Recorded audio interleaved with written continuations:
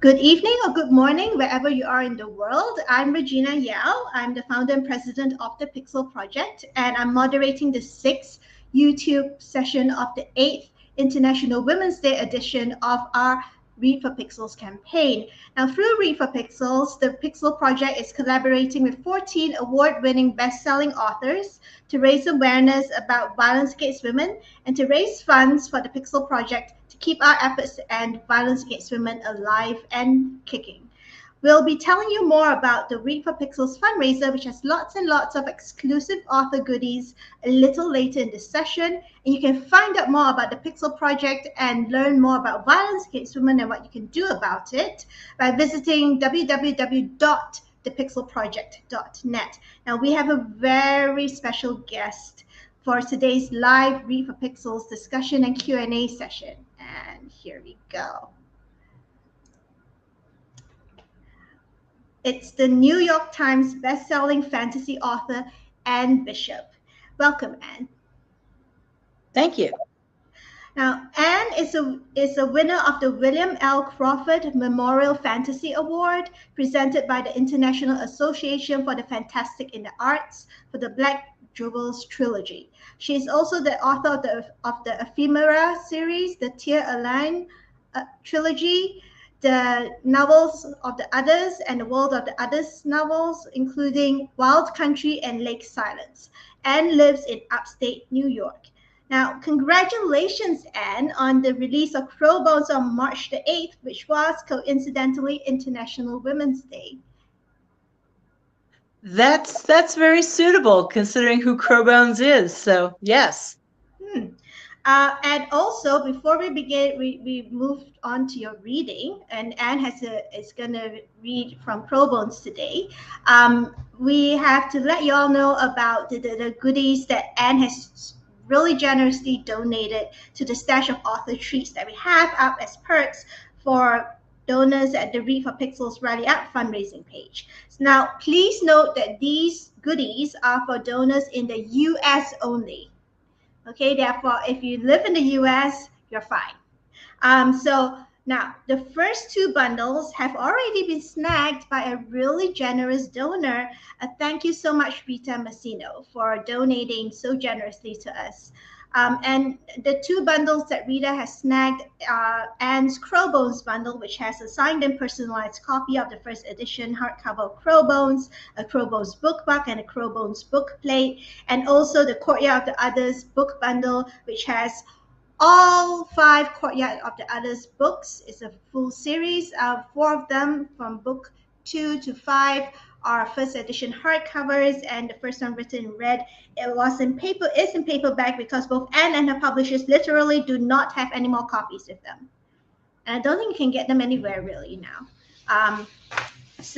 But Anne does have one more goodie bundle available. Now, for fans of audiobooks, Anne is offering a very special signed and personalized World of the Others book and CD bundle to one generous donor in the US. So there'll be one Lake Silence first edition hardcover, which Anne will sign and personalize, and then accompanying Lake Silence audiobook CD. And one Wild Country first edition hardcover signed and personalized, and one Wild Country audiobook CD. So, and of course, there'll be one bookmark and book plate to go with that. As of now, we have raised $1,587 towards our $5,000 goal. So please give generously before the fundraiser ends on 15th of April. All funds go towards the Pixel Project's work to help end violence against women. Now, we are hoping to get to $2,000 this week, to the $2,000 mark this week. So, you know, any donation, large or small, is very, very welcome. And if you're watching this session on YouTube, you'll be able to ask Anne questions live. Now, just make sure you're logged into your YouTube account so you can type in your questions into the chat box to the right of the YouTube screen. And Juliana Spink-Mills, who is today's producer and chat box moderator, will relay them to me to read out to Anne to answer. And we'll put your questions on screen as well. Now, we're also going to have a discussion session about various topics ranging from Anne's characters all the way to, writers fighting violence against women, and we'll weave your questions in between, and we'll try to get to them as many of them as possible without us being here forever, because I know all of you have so many questions. But anyway, over to Anne now. Now, what will you be reading us for us today from Crowbones? I'm going to read the first scene, the opening scene of Crowbones, that's leading up to Trickster Night in the Jumble. Are we ready? Yes, we're ready. Okay. This is Vicky. It wasn't my fault. Okay, it sort of was my fault, because I should have realized that the crow guard who worked for me would be wildly excited about a human celebration called Trickster Night and want to participate firsthand, first wing, in such an event. I also should have realized they would tell the rest of the crows and other forms of Terra Indochine who lived in the Jumble about a human custom of dressing up and putting on masks to try to look scary. In the weeks prior to that actual night, Aggie, Josie, and Eddie Krogard pestered every human who visited the Jumble about how to trickster properly. Choice of costumes, choice of treats, what to say, and what to do. Wayne Grimshaw, Sproing's chief of police, was sparse with details whenever he dropped by to check up on me. Julian Farrow, who owned Let Us Read, the village's bookstore, was cautious with his explanations.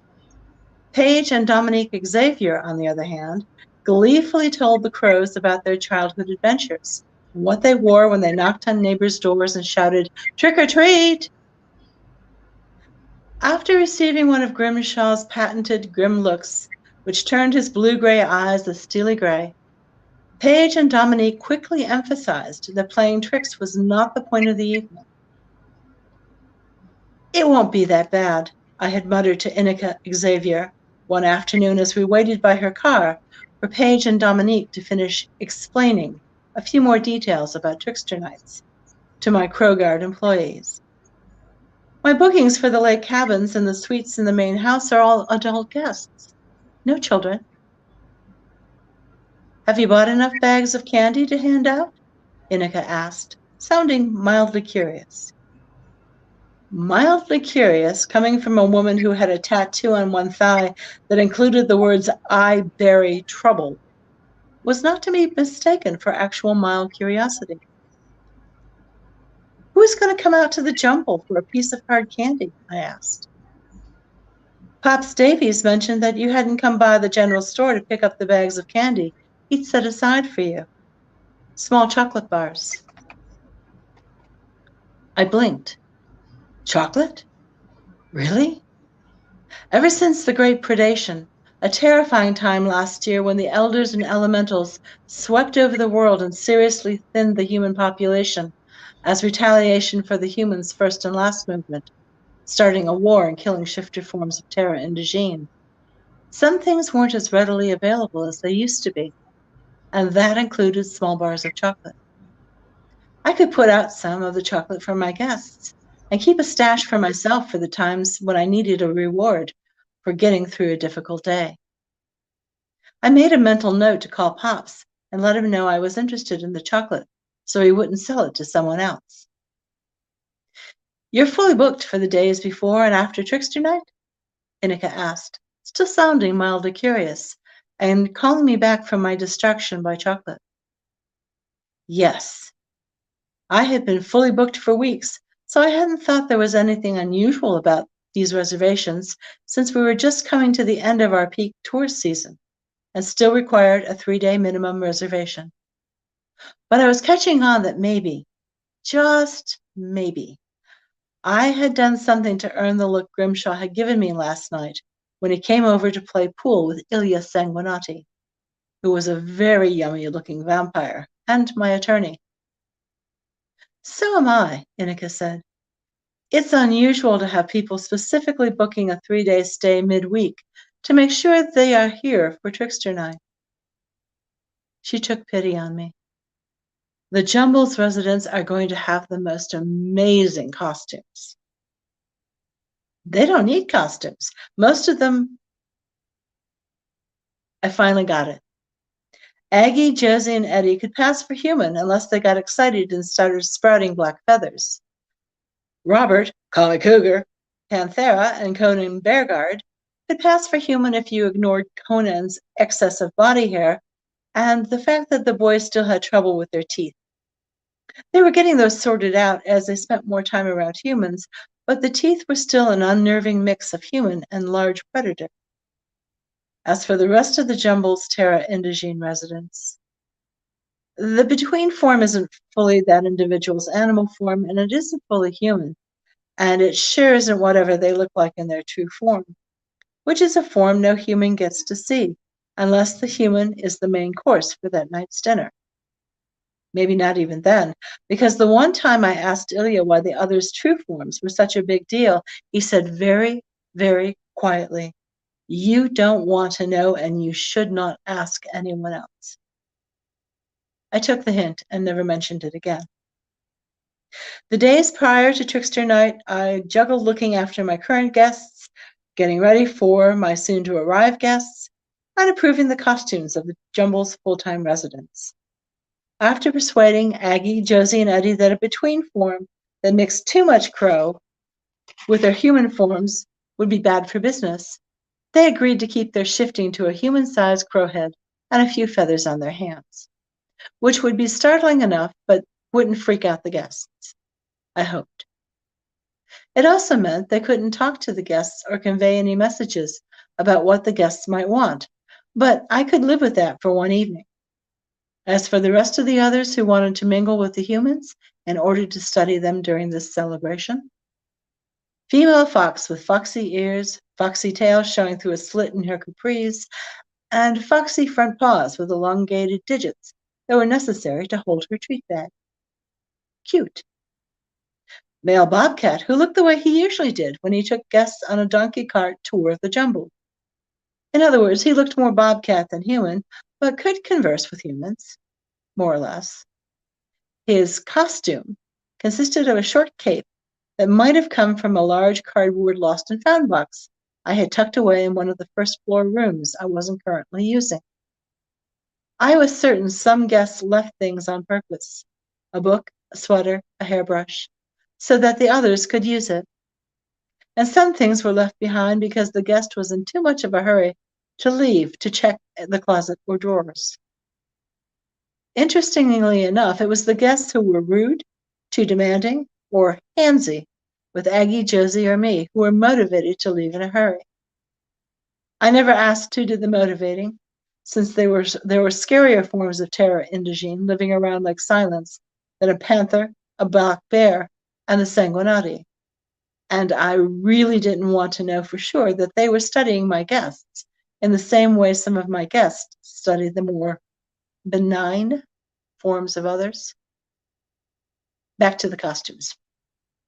There were other blends of human and animal that, they were going for scary, and that included Cougar and Conan, which forced me to explain that there were degrees of scary, and if they didn't want to pour a thick layer of sand or kitty litter in front of the door to soak up all the pee from terrified children and adults, they needed to adjust their trickster night, look to something that wasn't too scary.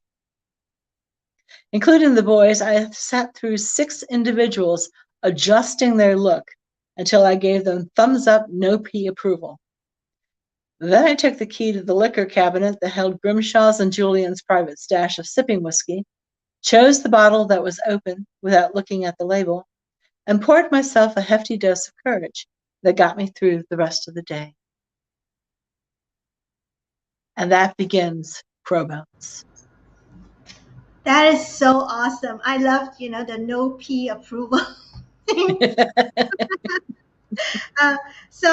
Before we begin our discussion, there are some lovely messages from your fans. Let's have a few on screen. So I'll just take the banner off. Let's put. All right. So here's a lovely one from Lisa Barry. Hello. I don't have a question to ask, but I just wanted to say that I really love the Others World and all the books, and I'm happy that Anne wrote them. So thank you. Regina, can I ask a question? Yes? And what am I supposed to be seeing on my screen? Oh, you are supposed to be seeing. I put Lisa's comment on the screen. Did you not see the comment on the screen? No, it's just our four frozen faces and the heroic hearts cover. Oh, right. Well, that's fine because we're going to show that to the audience later. But just focus on the screen. Let me.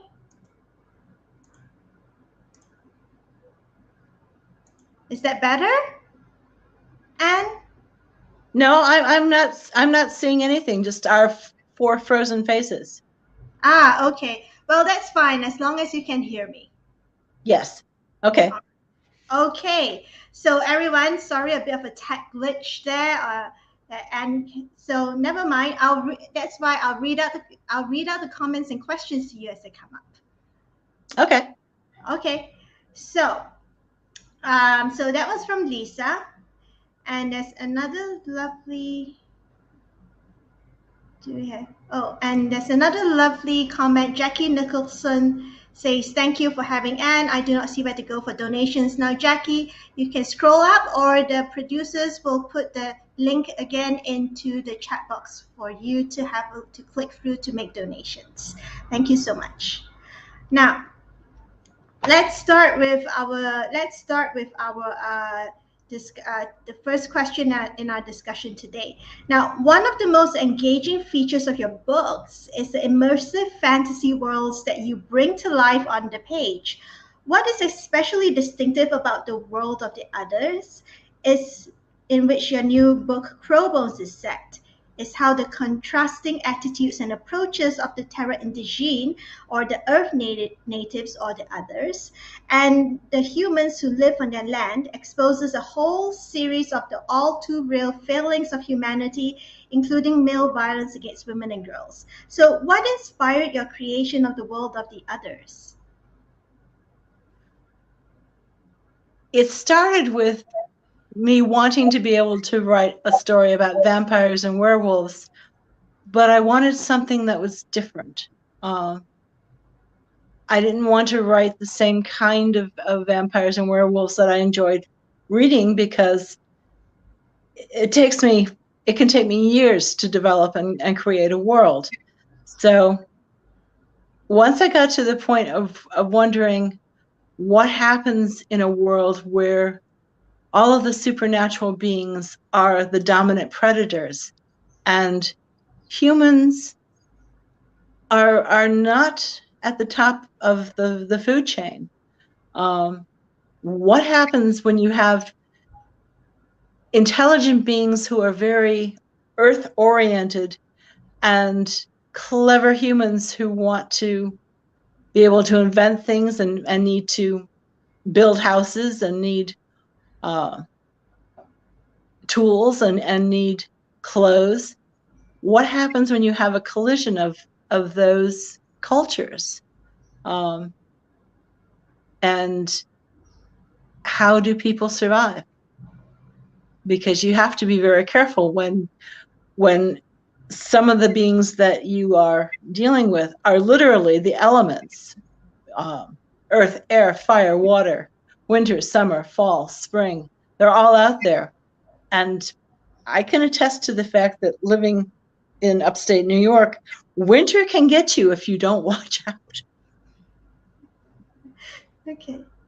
So we have a question from the audience that's related to this. So here we go. So chocolate and books, that's a lovely moniker for someone who loves books. Chocolate and books says, I was wondering if the five in Crowbones were based upon any mythology or if Anne created them whole cloth. I created them whole cloth. Yeah. Okay. I made them up. I haven't gotten to that part of the book yet, so thank you for a short answer because there are no spoilers there. Okay. So let's move on to the next question. So the world of the others features women such as Meg Corbin, who's a Cassandra Sang, or Blood Prophet, and Vicky Devine, who is human. The Terra Indigene women like Crystal and Tess, who are complex, resourceful, and compelling characters. So, who or what are your general inspirations for your female characters? Because I know you read a lot. There's no specific thing, except I wanted characters who were vulnerable, who had to struggle to survive, and were going to meet up with these beings. They didn't have any superpowers, except that they are polite, and that appeals to the others.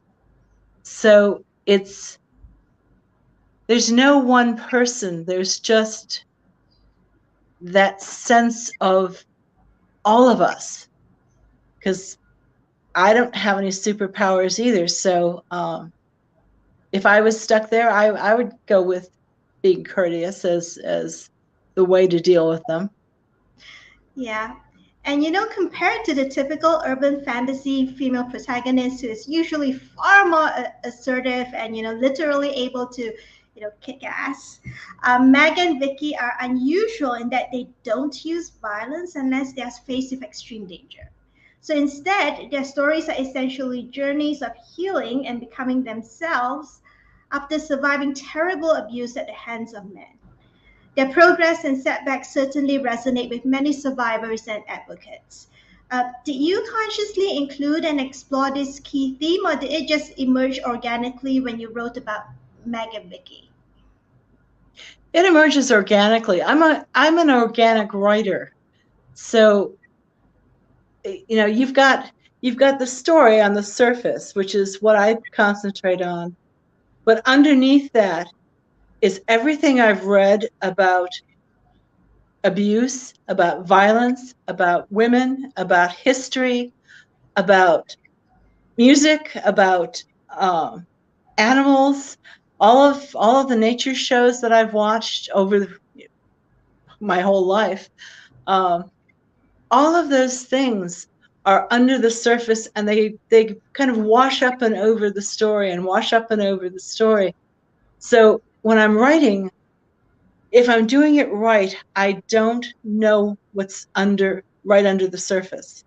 I am just telling a story and going along, and all of those other things are just inherent to that world and come through for the readers a lot more than me.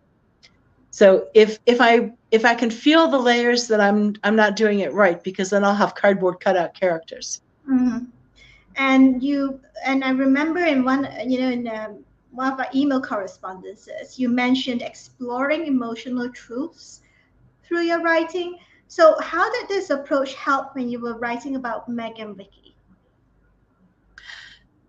The advantage of writing in a fantasy world like the others is that it's safe ground. You can look at things like violence and abuse, that if I tried to write that in a contemporary setting, our world, I wouldn't be able to do it. It would be too traumatic. I would never be able to get close to it. But by stepping back and having a fantasy world and supernatural beings and magical things, like in some of my other series, you can explore what it's like. You can try to be brave and face your dragons. And that's the wonder and joy of fantasy, is that we can go after things and explore difficult things, and usually be triumphant. That's the part that's the fantasy. I mean, I would hate to come out of a large book and not have the hero and heroine win. That you don't take someone into the dark forest and not get them out to the other side. You just don't do that. I don't do that. And what you just said is just so interesting, because we've had a panel session earlier this month with Hilary Monahan and Angela Urico Smith and Linda D. Addison, and it's about writing and helping with trauma.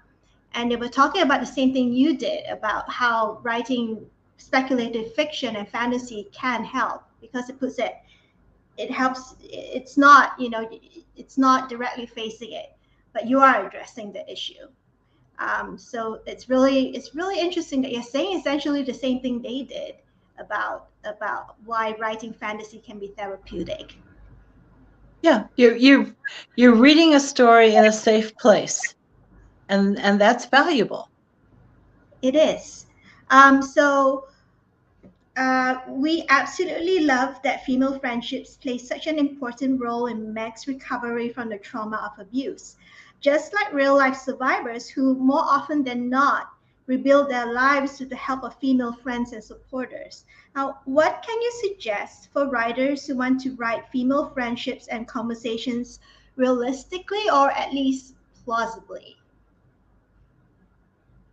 Um,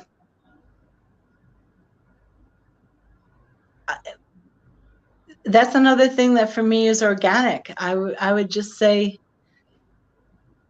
imagine being a good friend. Imagine being the person who is in that place, in that time, and being surrounded by people that you like. And take them out for coffee in the courtyard. Find out what happens.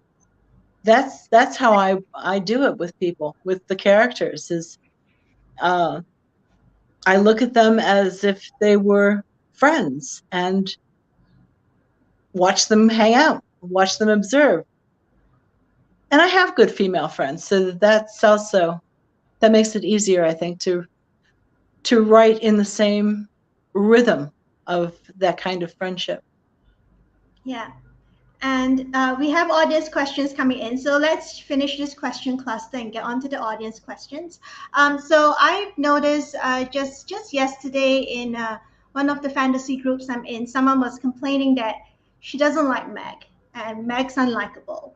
And so that actually ties into what the next question is. And of course, there was a big discussion about whether Meg was actually unlikable or not.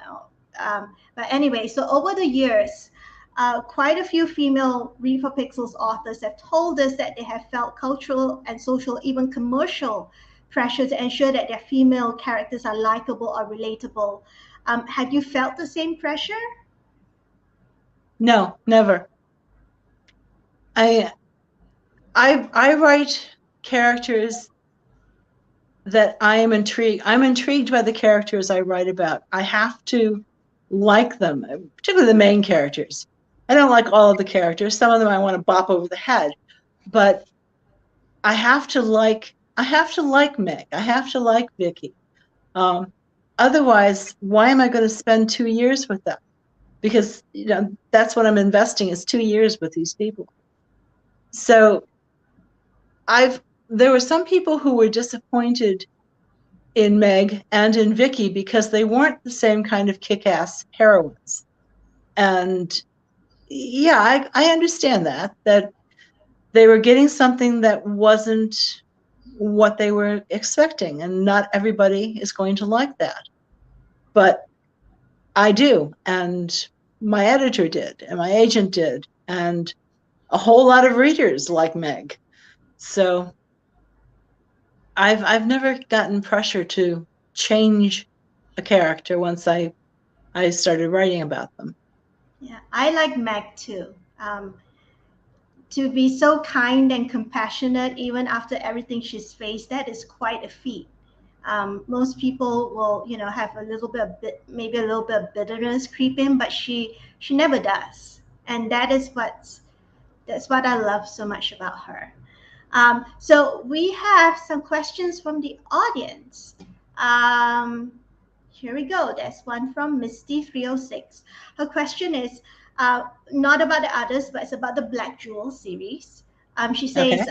after all these years, the Black Jewel series is still considered to be a must-read for dark fantasy fans. Which recent authors do you believe have been influenced most by your series?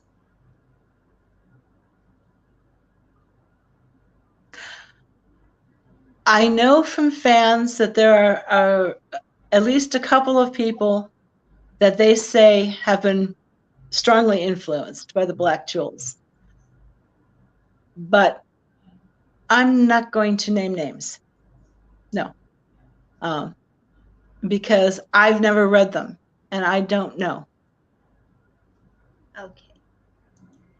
And there's a writing question from Jackie Nicholson. Jackie says, how do you find the individual characters' speaking voices? I can really tell the difference as to who is talking. I also bought the audible versions of the books. You have a great narrator. I will spend months with these characters, getting to know at least as much as I can know about them before I start writing. So I can hear their voices. I can hear the rhythm of their voices. I know if they speak quickly or slowly, if they have attitude, which a lot of the males in the Black Jewels do, which is why we love them. So it's a matter of getting to know them. I spend a lot of time with the characters before I start writing. Okay. So, speaking of characters, and you're saying the male characters in your Black Jewels books many of them have attitude. The male characters in your books range from the Terra Indogene, who are respectful of female people, to the human villains who are sexist, misogynistic, and violent. Now, who or what are your inspirations for male characters such as Simon, Monty, Henry, and their ilk, who are respectful of women and other female people? I have some really good male friends.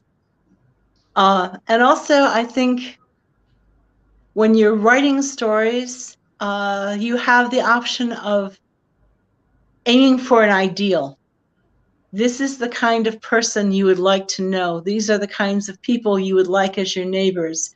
These are the people you want as friends, as family. So you take the wish fulfillment and you give it a form, and that form is Simon and Monty and Henry, even Nathan and Blair. They're a bit more snarly about things, but they come through. They brought a turkey for dinner. Yeah, so. Blair's always threatening to bite people when they don't do what he says. It's quite coming from him within his context. It's quite hilarious sometimes. Yes, Everyone, exactly. he's not going to bite them. He's just threatening to bite them. And it's what's interesting is you remember when we were doing our test run and we were chatting about that scene where Elliot slapped Meg on the face, and Meg has an attack of PTSD, and Simon comes back and disciplines Elliot. Um, that seems, I mean, maybe it's just me reading into it, and that seems like a repudiation of violence against women and anyone who is more vulnerable than you are. Is that the correct reading of it?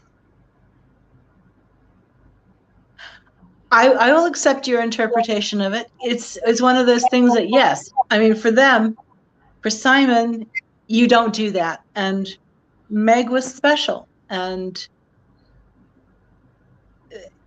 to attack a female is just not part of their culture. They don't do that. So Elliot was way out of line. Yeah.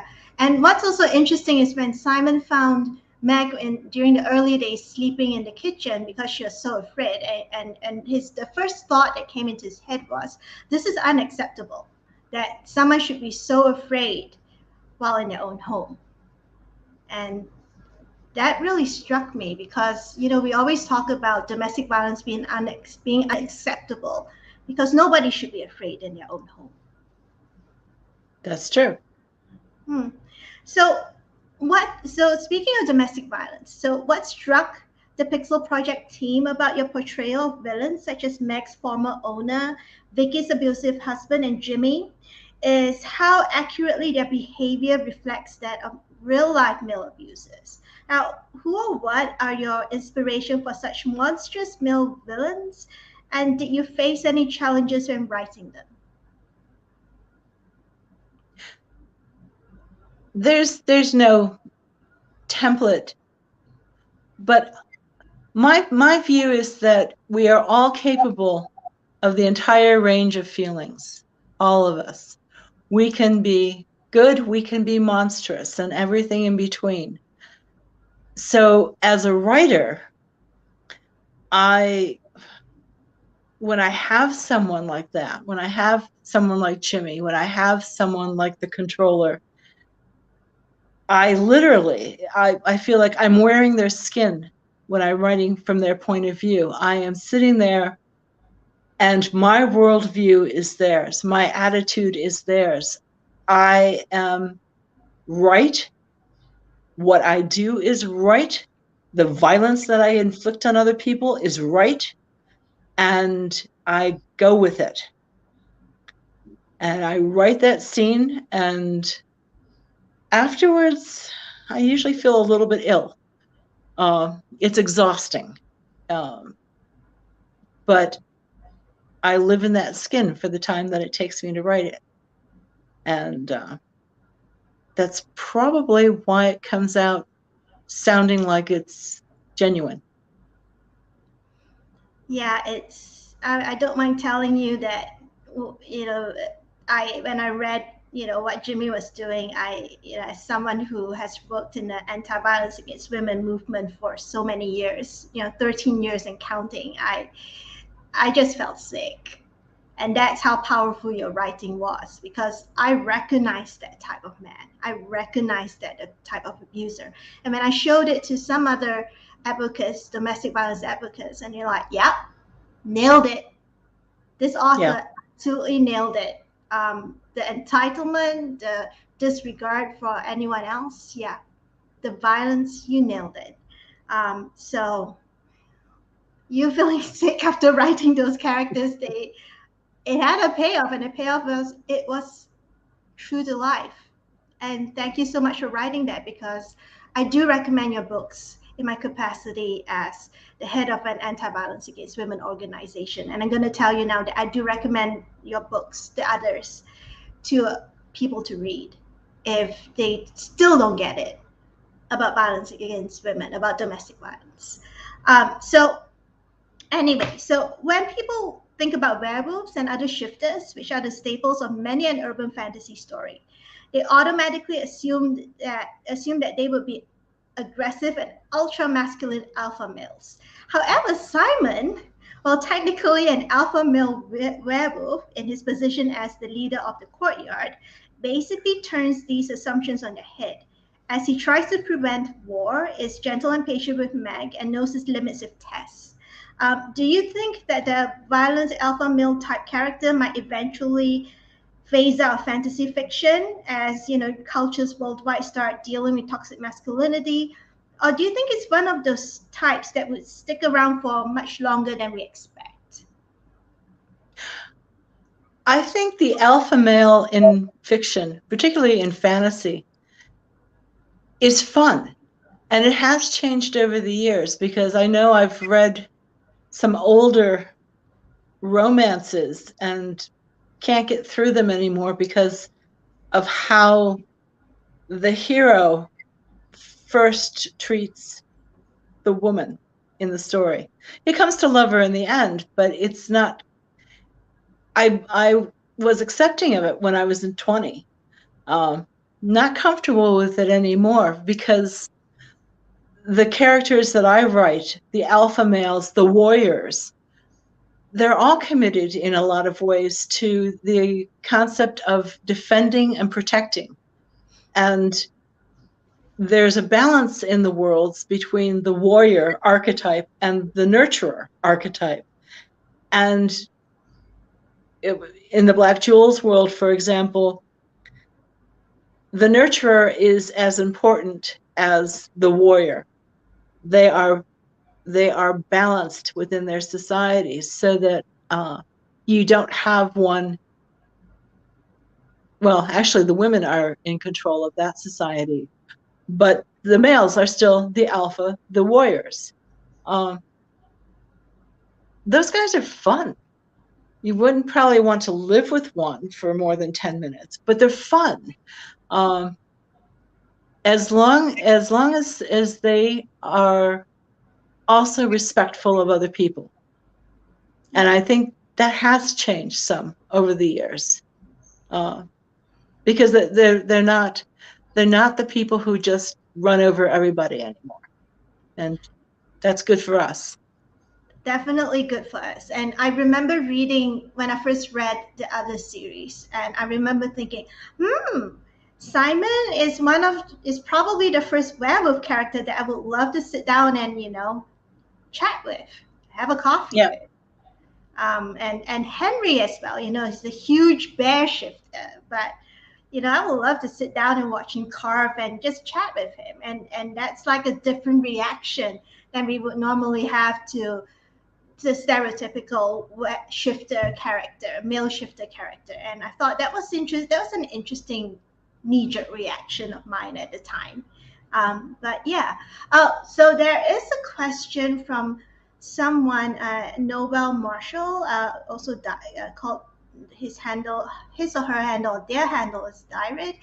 So Noel asks, I read an interview a long time ago when you said that you turned to fantasy and romance as a way to circumvent restrictive romance requirements at the time. Do you think those constraints have changed since you began writing? I don't know. I don't know if they've changed in the romance genre, because I don't write romance. I write fantasy that has romantic overtones, undertones. But the fantasy is the primary thing, and relationships in all of its forms, not just a love story, but friendships and that kind of give and take of individuals. So I'm happy with what I'm doing, and I just chug along and write my stories. And I'm very happy that people like to read them. Okay, so we have another question from the audience from Stephanie Kilpatrick. Does Anne have current plans for another Others book, or is this all the characters have whispered to her for now? I don't know, because I wait for characters and the muse to tell me what I'm writing. I don't know if they're going to come back and say, we have another story. There is a new story, which I think they will show you the picture of. There is a story coming out in May called The Dark Ship, which is an Others story. New characters, because it's set in the Mediterranean Sea, so new part of that world. And that was the story that I wrote a couple of years ago. So it can take that long. It can take years for a story to have enough weight for me to be able to write it.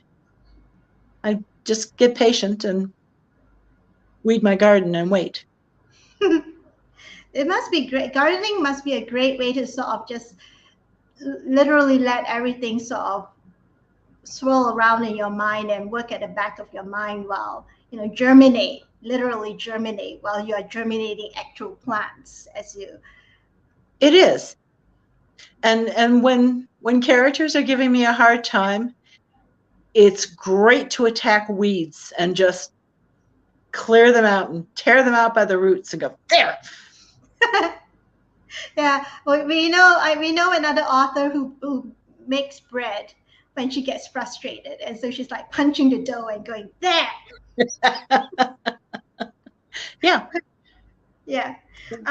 So speaking of stories, so stories are one of the most powerful ways of bringing about social change because they can help change cultural narratives and perspectives about social issues and traditions. So violence against women is a polarizing theme and topic. Many authors resort to using it as a shorthand for kickstarting a male character's development. Others try to get it right but fall short. Still others opt to avoid it in their stories altogether. And what we love about your book, Set in the World of the Others, is that you're one of the few fantasy authors who have nailed the portrayal of the complexities of violence against women, from the damage that it does to individuals and communities, to the challenges of prevention and intervention. What would you suggest to authors who wish to include violence against women in their books in a thoughtful and nuanced way? Read about violence with women. There are books out there that will just break your heart, and they're all history. They're things that women have fought and survived. They're things that have changed our culture. There are things, some layman psychology books, which I'm always attracted to in the bookstore, that talk about domestic violence, domestic abuse, how to survive it, how to recognize it, how to recognize people who are gaslighting you. Read them. They'll tear you apart, but they'll also give you the meat to bring back to your own stories. Yeah. And if anyone wants to start, wants to dip their toe into it, we actually have, if you go to the Pixel Project's website, we have a program called Survivor Stories, in which we have been collecting over the years short interviews with survivors of violence against women, domestic violence, rape, all sorts of all types of survivors. And they just answer about 3 to 5 questions, and you can dip your toe in there and just learn their stories. So if you want to get started somewhere, maybe y'all can have a look there before plunging into the books that Anne mentioned, reading. That might be a good way to do it. So in your opinion, how can authors strike a balance in their storytelling between treating human rights themes such as violence against women with the seriousness it deserves while telling an engaging story? I would say let the things that you want to explore be underneath, be the layers underneath the story, be an essential part of the world, and just tell your story. Because you want to tell the story, and you want to entertain, and you want to have characters that other people will like and want to follow. You don't want to have the issue being on the surface, because that's a harder story to read. People a lot of times put the book down halfway. So let it be part of the whole scenery, and part of a person's past, part of the scars that they carry, and let them go forward with whatever challenge they're facing in the story that you're telling about them. And that's what I do with it. So before we go to our final questions, there are a few more comments really nice comments from the comment section. Kim Horsley says, I just finished Crowbones. I loved it. I also love the characters of Meg and Vicky. They are survivors. And Trish Henry says, I liked that. To me, Ilya is more approachable in the latest book, has more skin in the game instead of being above the fray. I really liked the behavior of Ilya, Julian, and Grimshaw, and it felt more intimate. So let's go to our final question. Now, if anyone in the audience has any final questions for Anne, all we ask is please don't ask questions that might end up, having spoilers in them. But if you have any questions for Anne, here's your final chance to ask them before we wrap up the Q&A section of this session. So you have been so incredibly supportive of our Read for Pixels campaign and our anti-violence against women work as a whole. This might be a Captain Obvious question, given what we've just been chatting about, but why do you support the cause to end violence against women? I'm a woman, and we're all at risk if we don't pay attention, don't try to make things change. I know I've heard from too many survivors. I know too many people who have been assaulted in one way or the other. We need to try to change that. And that's why.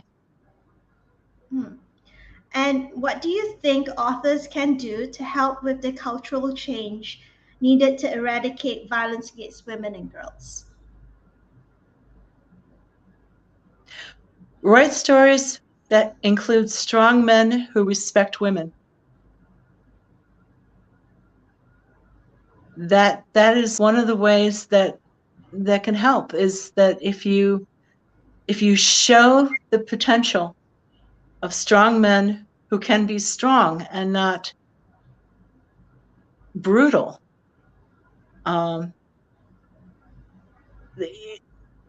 other people can look at that and say, yeah, I can be that too.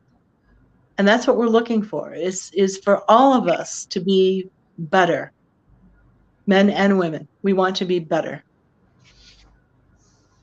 Okay, so one last comment from the audience. Dorana Durgin says, quotes you, "I'm a woman," and she says, "And we all need to work for change. You rock, Anne." Well, thank you. Well, thank you so much for such a great discussion, Anne.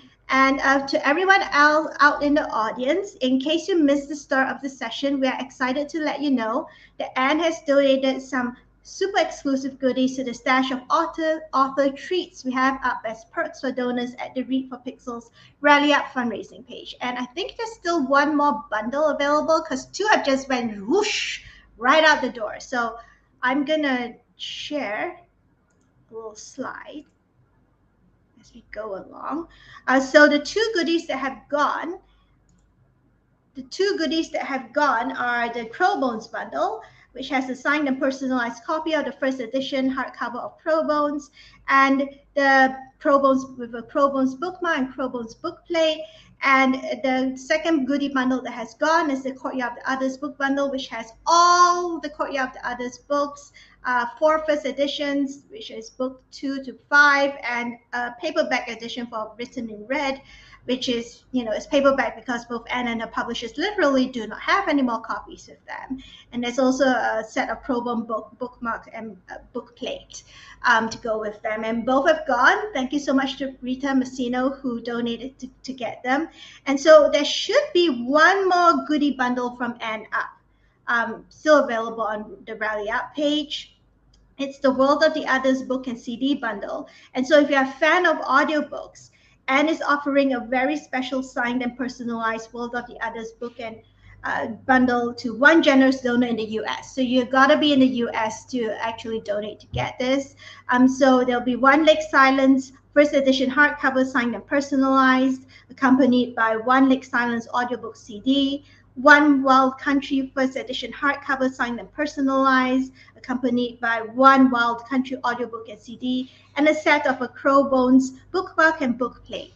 Now, I put this slide on screen to show you where to go and get it. So if you want to donate to get the final treat from Anne, or just donate, just go to tinyurl.com/R4P Rally Up IWD 2022. Now, this is case sensitive, so please do make sure that you take it down accurately. Otherwise, you'll get link to this page does not exist. It has happened to me before. So, just one of the characters not being in caps. So please take this down carefully. Juliana our producer, has also put the link in the chat box. You just need to scroll up a little bit to find it. You just click through to go through to the donation page. And if you want to find out more about the Read for Pixels program, which this is part of, go to bit.ly/Read for Pixels. Again, it is case sensitive. Now we have raised 1,000. Let me check what the latest thing. We have raised so far 1,637. It's gone up to $1,637 raised towards our $5,000 goal. And please give generously before the fundraiser ends on 15 April 2022. Now, all funds go towards the Pixel Project's book to end violence against women. And there are also, if Anne's goodies have gone, you can either make a straight donation. There's a donate button there, right? You just click, scroll down to the middle of the page, or there are plenty more author goodies available from authors including Elia Dawn Johnson, Angela Urico Smith, Juliet Marilia, Lauren Willig, Linda D. Addison, Eloisa James, Meg Gardiner, Sujata Massey, and more. And new goodies are going to be released every week throughout March. Now we have one special thing to also announce today. So let's do this. So the Pixel Project's first charity anthology, Giving the Devil His Due, where the Twilight Zone meets Promising Young Woman, is now also available worldwide. Now, we have teamed up with 12 of the 16 authors to offer an exclusive limited edition anthology bookplate for early bird buyers. Each author was assigned 16 bookplates and it'll be first come, first served. Each bookplate includes a resource for domestic violence and sexual assault victims and survivors in 205 countries. Now, for more information about the anthology and how to score a bookplate, visit bit.ly/giving the devil his due. Again, this is case sensitive. And for those of you who are interested in getting your very own copy of the anthology, you can get it now from Amazon, Kobo, Google Play, Book Depository, and all other major booksellers worldwide. And the net proceeds from the book go towards keeping the Pixel Project's campaigns, programs, and initiatives alive and kicking. Now, here's something really special. When I mentioned that there are resources for 205 countries worldwide, please note that they are tucked in at the back of the book. So basically, if you know someone who's in an abusive relationship and can't leave and is getting monitored all the time, this is one way you can sneak the information to her. The life-saving information, just, hand it to her and say, check the back. There's 2 pages at the back, just check it and check it out. Or if you know someone who's a rape survivor who has yet to get help and is ashamed to ask for help, hand her the book of stories, get her book of the stories and say, when you're ready, look at the back. This is the main reason why we have put together this, one of the main reasons why we have put together this book. Now, I'm going to switch because Anne mentioned a little bit about it just now, but I'm going to switch to sharing the cover of an anthology that's coming up that Anne has a story in. So Anne, you was saying about you have a new story coming out soon? Yes, in Heroic Hearts, which you can see the cover. It's a story in the world of the others with new characters because it's set in the Mediterranean Sea, and it's called The Dark Ship. Okay, so I made it a little larger for everyone to see. It's called Heroic Hearts. So when is it coming out again, Anne? Is it coming out in May? Okay. 2 months. 2 months. So everyone get ready to get your copy of Heroic Hearts in 2 months. So I'm going to stop sharing. Now, Anne, thank you so much for being with us today. We are so honored to have you. And I hope everyone who has joined us today has enjoyed this discussion session. And maybe it's gotten you to think a bit about what's happening to women and girls worldwide. So Anne, do you have any final thing you want to say before we leave? No, I'm just glad everybody came to here to talk with us and chat. And I thank you all for inviting me. Yeah. Well, have a good day or good night wherever you are in the world, everybody. And thank you so much for making Anne's first YouTube session such a success. Oh, one more thing. There's one more really, really important message from the audience. Chocolate and Books has the last say. She says, I wanted to say as a rape survivor, I appreciate that Anne has her characters who've been abused be conflicted about caring for someone while still feeling leery about sex. So thank you so much, Chocolate and Books. You're welcome. And until the next live stream, everyone, we have Jeff Kennedy tomorrow. So if you want to join us, that's at 6 p.m. 6 p.m. Pacific time. And we'll be chatting a lot about you know, because Jeff writes romance, fantasy romance. So I know someone here mentioned fantasy romance mentioned romance just now. So if you're interested in that, you can go to our website and check out how to get there, how to check out the link, and we'll see you tomorrow. Thank you so much, everyone. Have a good day or good night wherever you are in the world.